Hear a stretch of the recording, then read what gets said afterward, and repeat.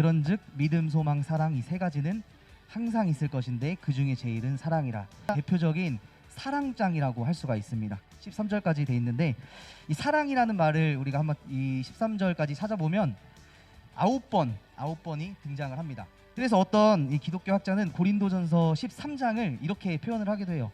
장엄한 기독교적 사랑의 노래라고 표현을 하기도 합니다. 예수님 또 하나님의 사랑을 말하고 있습니다. 그런데 이 하나님의 사랑은 어떤 사랑이냐면 이 무가치한 자들을 향한 사랑이고 또 사랑이신 하나님으로부터 나오는 사랑입니다. 그리고 또 상대방이 사랑받을 자격이 있든지 없든지 하나님께서 주시는 사랑이고 또 사랑받는 쪽의 어떤 공로 때문에 나오는 사랑이 아니라 사랑하는 자의 성품, 하나님의 성품으로부터 나오는 것이 바로 오늘 본문에서 말하는 이 사랑이라는 거예요. 1절 말씀에 보면 방언과 천사의 말을 한다고 할지라도 사랑이 없으면 소리나는 구리와 울리는 꽹과리와 같다라고 말씀을 합니다. 이 고린도 전서를 받은 이 고린도 지역 헬라의 신비 종교를 따르는 사람들이 많이 있었어요. 신비 종교를 따르는 이런 사람들은 이들이 드렸던 예배의 특징들이 어떤 특징이 있었냐면 이 구리, 악기와 그 꽹과리 이런 거 가지고 막 치면서 신들을 불러내고 하는 그런 행위를 했다고 합니다.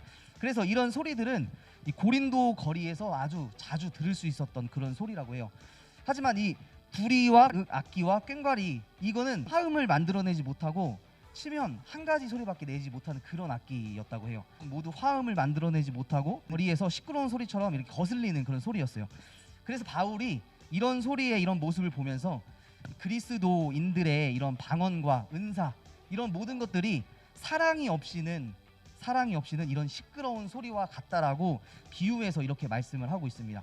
오늘 2절에서 3절 말씀을 또 읽어보면 예언하는 능력이나 모든 비밀과 모든 지식이나 산을 옮길 만한 믿음이 있어도 또 가진 모든 것으로 구제하고 몸을 불사르게 내어줄지라도 뭐가 없으면 사랑이 없으면 아무 유익이 없다고 이야기해요. 이 은사들에 대해서 부정적으로 이렇게 말하고 있는 것은 이 고린도 교회의 이 은사 때문에 많은 어려움이 있었기 때문이라고 볼 수 있어요. 이런 여러 가지 은사 때문에 이 예수님께서 머리가 되신 이 교회에 여러 가지 분쟁이 일어났는데 이런 말이에요. 눈이 손더러 내가 너를 쓸데없다고 또 머리가 발더러 내가 너를 쓸데없다 하지 못하리라. 모든 몸의 지체는 서로 하나님의 몸을 고르게 하고 몸 가운데서 분쟁이 없고 여러 지체가 서로 같이 돌보게 하셨느니라. 어떤 은사가 더 큰 은사고 더 중요한 은사인 것이 아니라 하나님께서 주시는 이 모든 성령의 은사들은 함께 하나님의 몸인 이 교회를 세워나가는 그런 우리 몸의 한 신체의 부분으로 지체의 역할을 한다는 거예요. 그런 점에서 이 바울은 이어지는 13장 결국 그 모든 것들이 있어도 사랑이 없으면 다 시끄럽고 거슬리는 것이라고 말씀을 하고 있습니다. 은사라는 것, 여러분들 은사라는 말 들어보셨죠? 이 은사는 뭐 방언, 예언 여러 가지가 많이 있지만 여러분들 달란트라는 말과도 이렇게 비슷한 이야기로 볼 수 있어요. 여러분들이 가지고 있는 이런 모든 은사들, 달란트들 이런 것들은 교회를 세워나가기 위한 하나님께서 주신 은혜라는 거예요. 뭐 예를 들면 우리 청년부를 섬기면서 셀 리더로 가르치는 자리에서 셀 리더로 섬기고 있고 또 찬양팀으로 뭐 앞에 있는 악기로 헌금 위원으로 예배 봉사로 섬기는 이 모든 이유는 교회를 세워나가기 위한 거라는 거예요. 교회는 늘 지금까지 이런 은사 때문에 어려움이 있었고 많은 분쟁들이 있었습니다. 방언을 한다고 예언을 한다고 또 병 고치는 능력이 있다고 교회에서 더 높은 뭐 하나님과 더 친한 더 하나님의 사람인 것처럼 의스대는 사람을 볼 수가 있습니다. 간혹. 그런데 사도 바울은 12장 31절에서 이렇게 단호하게 이야기해요. 너희는 더욱 큰 은사를 사모하라. 그런데 그 큰 은사가 뭐냐면 바로 사랑이라는 거예요. 사랑. 모든 은사 중에서 사랑이 가장 크다고 이야기하는 겁니다. 기도를 정말 많이 하는 사람이 남들의 신앙을 이렇게 무시하는 그런 경향을 보일 때가 있어요. 또 찬양을 잘하는 사람들, 더 예배에 잘 참석하는 사람들은 이 같은 공동체 안에서 남들의 신앙을 폄하하고 비판하고 이런 경우를 종종 보게 됩니다. 이런 비판들을 한다는 거예요. 노래도 왜 잘 못하는데 왜 꼭 찬양대를 해야 돼? 이런 사람들에게는 뭐가 없는 거예요?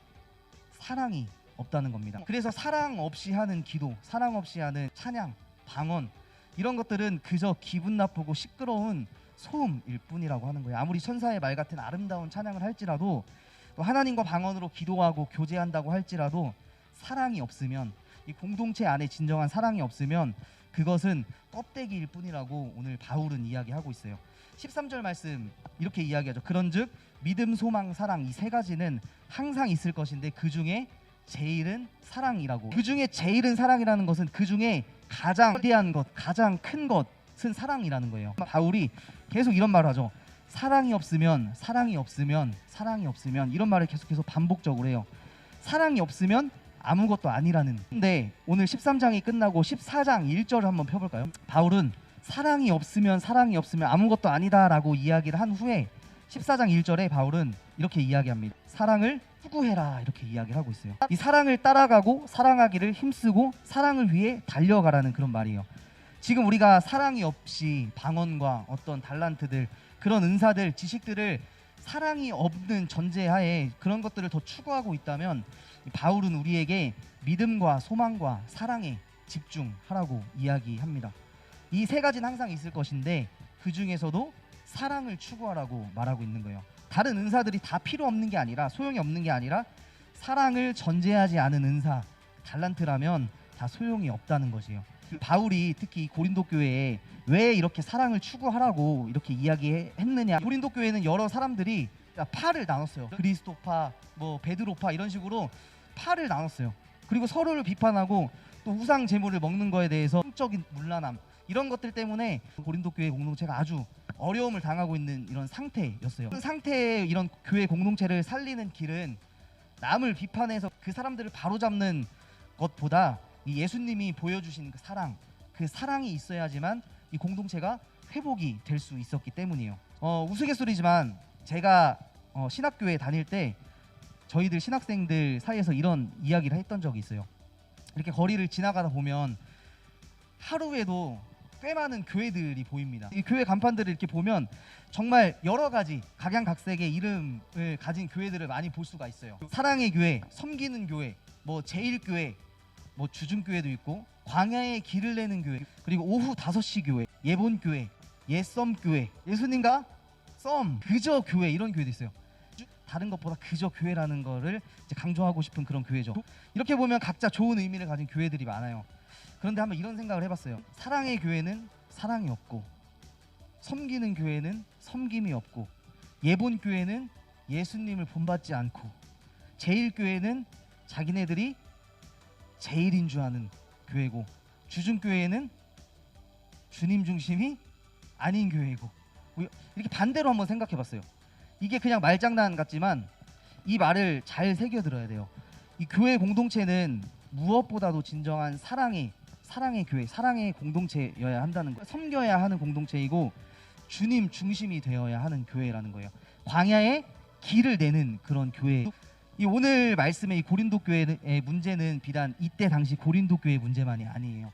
지금 우리들의 교회에서도 보편적으로 일어나는 그런 문제들이에요. 이런 문제 하나하나를 꼬집어서 비판하고 해결하기보다는 바울은 사랑을 통해서 사랑을 계속해서 추구하라고 말씀하고 있는 거예요. 여러분들의 삶 속에서도 마찬가지예요. 또 교회 안에서 우리가 신앙생활을 할 때 이 바울의 오늘의 권면처럼 사랑을 추구하시기를 소망합니다.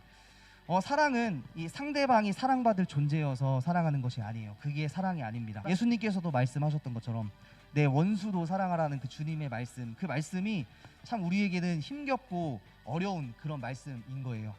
이런 말이 있어요. 원수는 외나무 다리에서 만난다라는 말이 있습니다. 꺼리고 싫어하는 대상을 피할 수 없는 곳에서 공교롭게 만나게 되는 것을 비유적으로 이르는 말이. 자, 그런데 여러분들도 이렇게 삶을 살아가다가 이런 어려운 사람들, 꺼리는 사람들을 그렇게 만나는 경우가 있어요. 원수를 한 교회 안에서 만날 수도 있습니다. 외나무 다리를 건너지 않고 돌아서야 할까요? 교회에 나오지 않아야 할까요? 아니면 외나무 다리에서 뛰어내려야 될까요? 아니면 외나무 다리에서 만난 그 원수를 물로 밀어버려야 될까요?